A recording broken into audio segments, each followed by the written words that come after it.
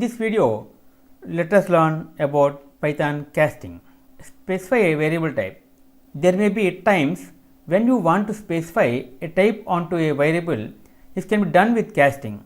Python is an object oriented language, and as such it uses classes to define data types, including its primitive types.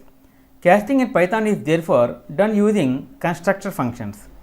Integer constructs an integer number from an integer literal, a float literal, by removing all decimals, or a string literal, providing the string represents a whole number.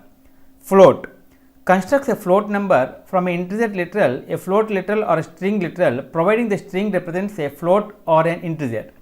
String constructs a string from a wide variety of data types, including strings, integer literals, and float literals. Integers. Let us see integer example. See, we have written some code.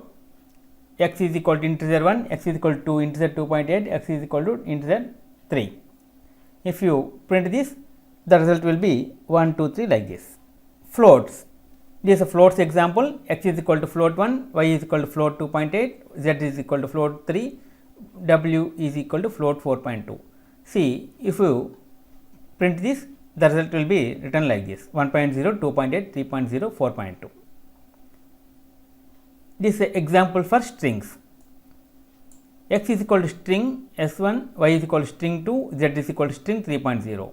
When we print this, the result will be written s1 to 3.0. You can try this in Visual Studio or any code editor. Okay friends, this is the end of part 8 casting. In next video, let us learn about another topic, strings. If you like our program, please like, subscribe and press bell icon for our next part video updates.